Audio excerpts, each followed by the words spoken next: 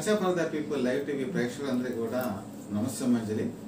ప్రపంచవ్యాప్తంగా ప్రసారం అవుతున్న మన ఛానల్ మీరు బెల్ ఐకాన్ ప్రెస్ చేసి సబ్స్క్రైబ్ చేసుకొని మీ సపోర్ట్ అందజేయవలసిందిగా మనస్ఫూర్తిగా కోరుకుంటూ, ఈరోజు ఎలక్షన్స్ అంటే సర్వే రిపోర్ట్స్ కూడా హిందూపురం నుంచి వచ్చినటువంటి నివేదికల ప్రకారం బాలకృష్ణకి 53% ఓటర్స్ మొగ్గు చూపుతున్నట్టుగా తెలుస్తుంది.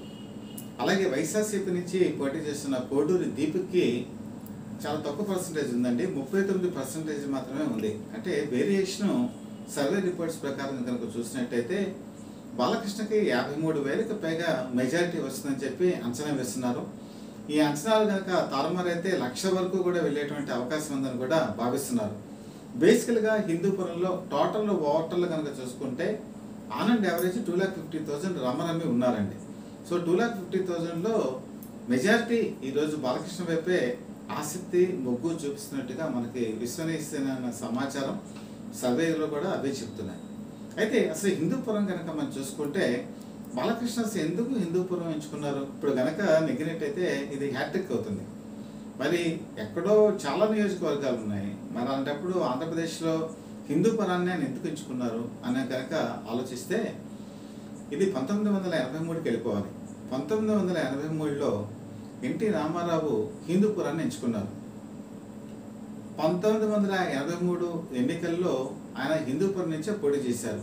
హిందూపురం ఎందుకు ఎంచుకున్నారంటే అనంతపురం చాలా వెనుకబడినటువంటి రాయలసీమ ప్రాంతం. అనంతపురంలో ఉన్నటువంటి ఆ ప్రాంతాల్లో అప్పుడు ఉన్నటువంటి పరిస్థితుల ప్రకారం కనుక చూసుకుంటే హిందూపురం చాలా వెనుకబడిపోయింది అన్ని రకాలుగా. సో ఆయన ఒక కృతనిశ్చయంతో హిందూపురాన్ని డెవలప్ చేయాలి, ముఖ్యమంత్రిగా తన హోదాలో ఉన్నప్పుడు ఇంకా డెవలప్ అవుతుంది, నేను ముఖ్యమంత్రి అవుతాను అని చెప్పేసి హిందూపురాన్ని ఎంచుకున్నారు. అలాగే 1985 సంవత్సరంలో మళ్ళీ ఎలక్షన్స్ జరిగాయి. ఎన్టీ రామారావు మళ్ళీ హిందూపురాన్ని ఎంచుకున్నారు. అప్పుడు గుడివాడను కూడా ఎంచుకున్నారు. గుడివాడ ఒక విధంగా చెప్పాలంటే ఆయన సొంత నియోజకవర్గం లాంటిది. గుడివాడలో ఆ రోజు ఉన్నటువంటి పరిస్థితుల్లో ఆయన గెలిచారు. అప్పుడు యు సూర్యనారాయణ బాబు అని కృష్ణ సూపర్ స్టార్ కృష్ణ బావమరిది ఆయన పోటీ చేశారు. అతని మీద దాదాపు 5,000 మెజార్టీతో గెలిచారు. సరే, గుడివాడికి ఆయన రిజైన్ చేసేసి హిందూపురాన్ని మాత్రమే అట్టే పెట్టుకున్నారు. ఆ విధంగా హిందూపురంపై తనకున్నటువంటి విశ్వాసాన్ని, వాళ్ళ ప్రజల మీద ఉన్నటువంటి నమ్మకాన్ని ఆయన నిలబెట్టుకున్నారు. మళ్ళీ ఆయన 1989 సంవత్సరం వచ్చేప్పుడు కూడా ఆయన 2 నియోజకవర్గాలు ఎంచుకున్నారు. ఒకటి హిందూపురం, రెండోది కల్వకుర్తి. కల్వకుర్తిలో ఆయన ఓటమి చెందారు. ఓటమి చెందిన తర్వాత ఆయన చాలా బాధపడ్డారు కూడా. కానీ హిందూపురం ప్రజలు మాత్రం ఆయన గెలిపించుకున్నారు. ప్రతిపక్ష నాయకుడిగా ఆ రోజు ఆయన అసెంబ్లీలో ఉండటానికి హిందూపురమే తోడ్పడింది. మళ్ళీ 1994 ఎలక్షన్స్ వచ్చేప్పటికి ఆయన హిందూపురం నుంచే పోటీ చేశారు. సో హిందూపురం నుంచి గెలిచి ముఖ్యమంత్రి అయ్యారు, అది వేరే విషయం అనుకోండి.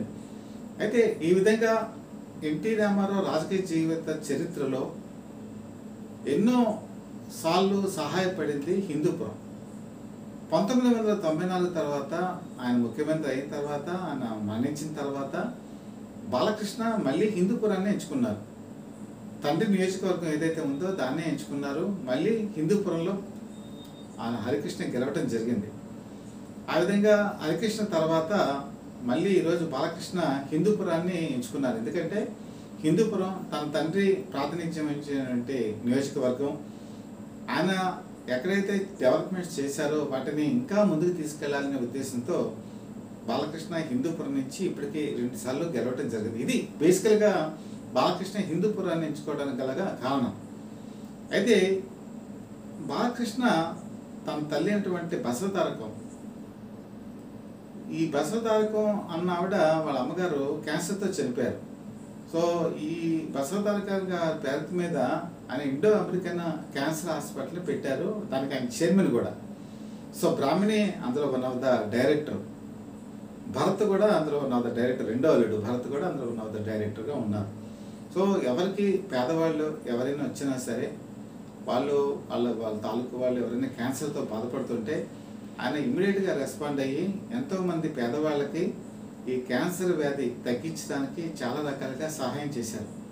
బాలకృష్ణ చూడటానికి గంభీరంగా కనపడతారు, కానీ చిన్నపిల్లాడి మనస్తత్వం, ఆకలి కనుక ఎవరికైనా ఉంది అని తెలిస్తే అన్నం పెట్టేటువంటి మనిషి, మంచి మనసున్నటువంటి తత్వం.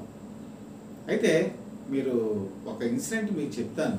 బహుశా ఆంధ్ర ప్రేక్షకులకి చాలామంది తెలిసే ఉంటుంది, కానీ మరొకసారి చెప్పడం కూడా మన ఛానల్కి ఉన్నటువంటి ధర్మం. ఈయన నామినేషన్ వేసేటువంటి సమయంలో 80,000 మంది ఆ రోజు అటెండ్ అవ్వడం జరిగింది. ఇది ఒక రకంగా చెప్పాలంటే బాలకృష్ణ మీద హిందూపురం ప్రజలకు ఉన్నటువంటి నమ్మకం.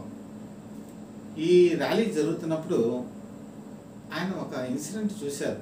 ఒక మహిళ కన్నీళ్లు పెట్టుకొని బాధపడుతూ ఉండటం చూసి చలించారు. అసలు ఎందుకు ఈవిడ కన్నీళ్లు పెట్టుకున్నారు? జనరల్గా ఎవరైతే నాయకులు ఇలాంటి ర్యాలీలో ఉన్నప్పుడు అంత పట్టించుకోరు. వెంటనే ఆవిడని పిలిపించుకొని ఏంటి ఎందుకు ఏడుస్తున్నారని చెప్పి బాలకృష్ణ అడగటం జరిగింది. అప్పుడు ఆవిడ కన్నీటి కథ చెప్పారు. ఆవిడకున్నటువంటి ఒక పిల్ల క్యాన్సర్తో బాధపడుతోంది. వాళ్ళు చాలా పూర్ పీపుల్, ఎలాంటి ట్రీట్మెంట్ కూడా చేయించుకోలేనటువంటి పరిస్థితుల్లో ఉన్నారు. సో ఈ పరిస్థితి తెలుసుకున్నటువంటి బాలకృష్ణ అక్కడి నుంచి ఇమ్మీడియట్గా బ్రాహ్మణికి ఫోన్ చేసి, ఇప్పుడు హైదరాబాద్ ఇండో అమెరికన్ హాస్పిటల్కి ఆవిడ ఉన్నారు, నేను ఒక పేషెంట్ని పంపిస్తున్నాను, అన్ని రకాలైనటువంటి చర్యలు తీసుకొని ట్రీట్మెంట్ ఇప్పించవలసిందిగా చెప్పి అక్కడే ఒక కారుని ఎంగేజ్ చేసి ఆవిడని ఆ పిల్లని కూడా ఆ క్యాన్సర్ హాస్పిటల్కి పంపించడం జరిగింది. ఈ ఉదాహరణ చాలు బాలకృష్ణ మనస్తత్వానికి మనం ఎలా ఉంటుందని చెప్పి మనం టెస్ట్ చేయడానికి. అంటే ఒక పేదవాళ్ళు కానీ బాధితులు కానీ ఎవరైనా సరే ఆ టైంలో రెస్పాండ్ అయ్యేటువంటి పద్ధతి చాలా అమోఘంగా ఉంటుంది. అలాగే కరోనా సమయంలో హిందూపురానికి ఆక్సిజన్ సిలిండర్స్ కానీ మెడిసిన్స్ కానీ పూర్ పీపుల్కి ఎటువంటి సహాయం అందాలన్నా కూడా వాళ్ళకి హాస్పిటల్లో బెడ్స్ అరేంజ్ చేయడంలో కానీ బాలకృష్ణ చాలా చర్యలు తీసుకున్నారు. ముఖ్యంగా 2019వ సంవత్సరం నుంచి అన్నా క్యాంటీన్స్ని రాష్ట్ర ప్రభుత్వం అన్ని చోట్ల కూడా రద్దు చేసింది. కానీ హిందూపురంలో బాలకృష్ణ మాత్రం అన్నా క్యాంటీన్స్ని మాత్రం వదిలిపెట్టలేదు.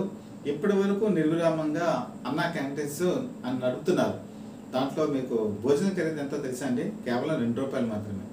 ₹2కి ఒక పప్పు ఇస్తున్నారు, ఒక కూర ఇస్తున్నారు, తర్వాత సాంబార్ ఇస్తున్నారు, ఒక పికిల్ ఉంటుంది, సాంబార్ ఉంటుంది, ఒక స్వీట్ ఉంటుంది.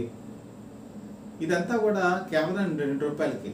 అంటే పేదవాళ్ళు కడుపు నిండా అన్నం తినేటువంటి ఒక మంచి కార్యక్రమాన్ని ఇప్పటి వరకు కూడా ఆయన సొంత నిధులతో ఆయన ఖర్చు పెట్టి ఆయన చేస్తున్నారు. అలాగే వాటర్, తాగునీటి వాటర్ సమస్య ఎక్కువగా ఉన్నటువంటి ప్రాంతాల్లో ఆయన సొంత నిధులతో బోర్వెల్స్ ఏర్పాటు చేయించారు. అవసరమైతే మంచినీటి ట్యాంకర్స్ను కూడా పంపించి ఎక్కడ కూడా కొరత లేకుండా చూసినటువంటి ఘనత ఆయనకే దక్కుతుంది. ముఖ్యంగా ఆయన తెలుగుదేశం పార్టీ 2014 సంవత్సరంలో తెలుగుదేశం పార్టీ అధికారంలో ఉన్నప్పుడు అప్పుడున్నటువంటి అధికార నిధులు, ఎమ్మెల్యే కోటా అలాగే ఎంపీ కోటా ఉన్న నిధులను కూడా హిందూపురం అభివృద్ధికి ఆయన వెచ్చించడం జరిగింది. అలాగే అక్కడ ఎటువంటి సమస్యలు ఉన్నా, అంటే నేను చెప్పినటువంటి ప్రైమరీ ఫెసిలిటీస్, ఎడ్యుకేషన్ దగ్గర నుంచి, డ్రైనేజ్ దగ్గర నుంచి, వాటర్ ఫెసిలిటీ దగ్గర నుంచి, ఎలక్ట్రిసిటీ ప్రాబ్లమ్స్ దగ్గర నుంచి, రోడ్స్ డెవలప్మెంట్ దగ్గర నుంచి, పంచాయతీరాజ్ వ్యవస్థలో ఉన్నటువంటి అంచెలంచెల విధానం గురించి అన్నీ కూడా ఆ రోజు వాళ్ళ అల్లుడైనటువంటి లోకేష్తో కలిసి ఐటీ డెవలప్మెంట్ విషయంలో కూడా హిందూపురాన్ని ఇండస్ట్రీస్ తేవడానికి కూడా బాలకృష్ణ కృషి చేయడం జరిగింది. అలాగే ఈ ఇండస్ట్రీస్ డెవలప్మెంట్లో అక్కడ హిందూపురంలో ఉన్నటువంటి నిరుద్యోగ యువత చాలామందికి క్యాంపస్ రిక్రూట్మెంట్ విషయంలో కానీ వాళ్ళకి ఉద్యోగాలు కల్పించడంలో కానీ చాలా విశేషమైనటువంటి కృషి చేశారు. అంటే చాలామందికి ఈ విషయాలు తెలియవు. ఒక సినీ నటుడు ఒక క్రేజ్ ఉంటుంది, డ్యాన్సులు చేస్తారు, ఫైట్లు చేస్తారు సినిమాలు అని చెప్పి అనుకుంటారు. కానీ ఈయన తన తండ్రి నుంచి నటవారసత్వాన్ని తీసుకున్నారు. తండ్రిలాగే ఎన్నో మంచి పాత్రల్లో నటించారు. అలాగే రాజకీయాల్లోకి తండ్రి వారసత్వాన్ని పుణికిపుచ్చుకున్నారు. రాజకీయాల్లో ఇప్పటికి హ్యాట్రిక్ కొట్టేటువంటి పరిస్థితికి వచ్చారు. అంటే 10 సంవత్సరాలు ఇప్పుడు ఎమ్మెల్యేగా ఉన్నారు ఆయన.